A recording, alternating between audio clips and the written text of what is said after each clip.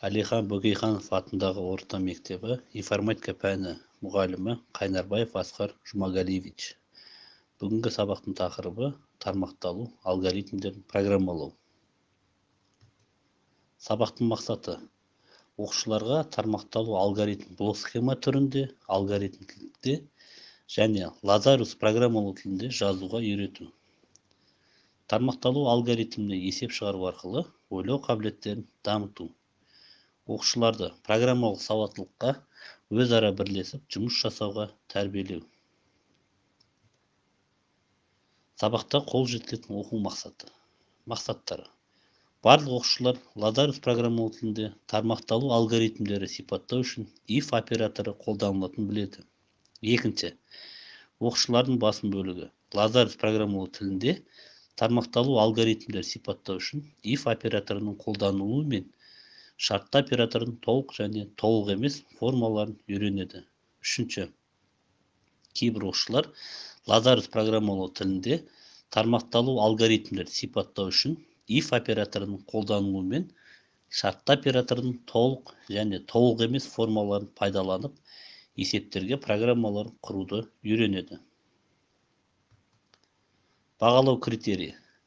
Программаның орындалу ретін біледі, программада кеткен қателіктер табады, шартты операторларды пайдаланып, Лазарус программалау тілінде программа құра алады. Тілдік мақсаттар. Оқушылар шартты оператордың байланысты қолданылу жолдарын талдай алады. Негізгі терминдік тіркестік сөздер: егер онда әйтпесе шарт. Талқылауға арналған тармақтар. Термин сөздерді үш тілде жазуға мән беру. Егер if әйтпесе else.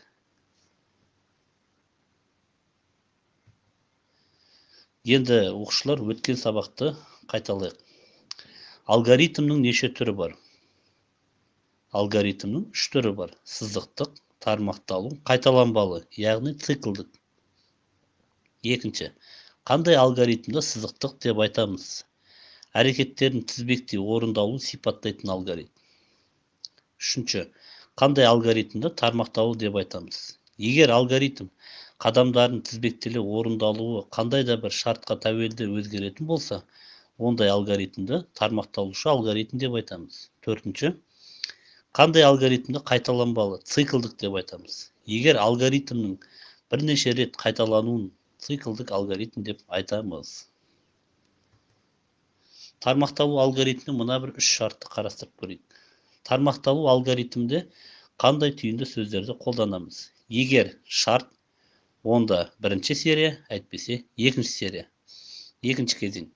Тармақталу алгоритмде түйінді сөздер Паскаль тілінде қалай аталады? Егер if, онда then, әйтпесе else. Үшінші кезең. Паскаль тілінде программа неше бөліктен тұрады? Программа үш бөліктен тұрады. Программаның тақырыбы, сипаттау бөлімі, операторлар бөлімі. Енді мынау тармақталу алгоритмінің төрт айнымалы мәндерді сипаттап көрейік. Var, константа, read, write. Енді әрқайсысына жеке-жеке тоқталсақ. Var операторының қызметі қандай? Ол яғни айнымалылар сипаттайды. Константа операторының қызметі яғни тұрақтылар сипаттайды. Read операторының қызметі берілгендерді енгізу. Write операторының қызметі нәтижелерді шығару.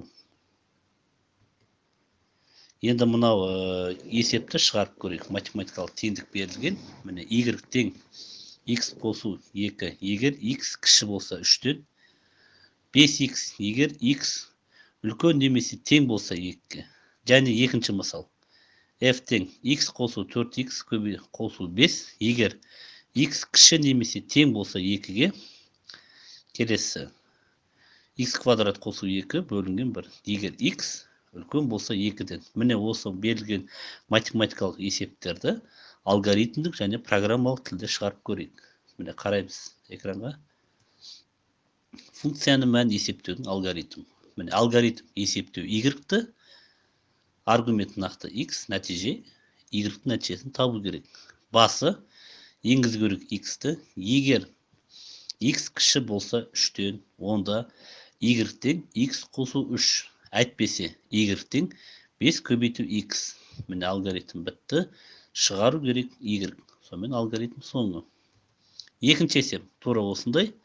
Міне алгоритмді есептеу керек f-ті. Нақты аргумент x, нәтиже f болу керек. Басы енгізу керек x. Егер x кіші немесе тең болса 2-ге, онда f тең x қосу 4 көбейту x қосу 5. Әйтпесе f тең 1 бөлі x көбейту x қосу 2 көбейту x. Міне осымен алгоритм бітті. Шығару керек f-ті. Алгоритм соңы. Ал енді келесі программа түрінде қалай жазылады? Бұл жерде қазір программа түрінде біз Pascal бағдарламалық тілін қарастырайық. Программ есеп 1. Әрине программа басы басталды.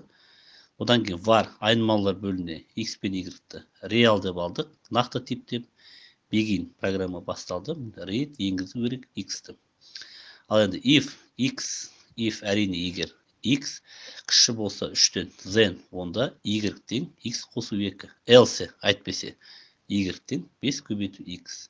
Write y-тің теңдігін шығару енгізу керек read y. Осымен бағдарлама аяқталды. Енді екінші есеп қарайық. Программа ln var fx real әрине бұл да нақты деп алайық. Аламыз begin read x теңгіземіз. Егер x кіші немесе тең болса 2-ге, онда f тең x қосу 4 көбейту x қосу 5.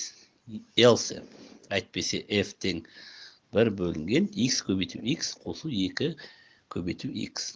Сонымен write шығарамыз f-ті, read енгіземіз f-ті. Енді келесі программа аяқталды. Бұл жерде қазір сіздерге айта кететін жайт. Бұл жерде әрбір программа аяқталған кезде міндетті түрде нүкте үтірмен аяқталуы тиіс. Келесі енді осы есептерді түсінген болсаңыздар, сергіту сәтіне өтейік.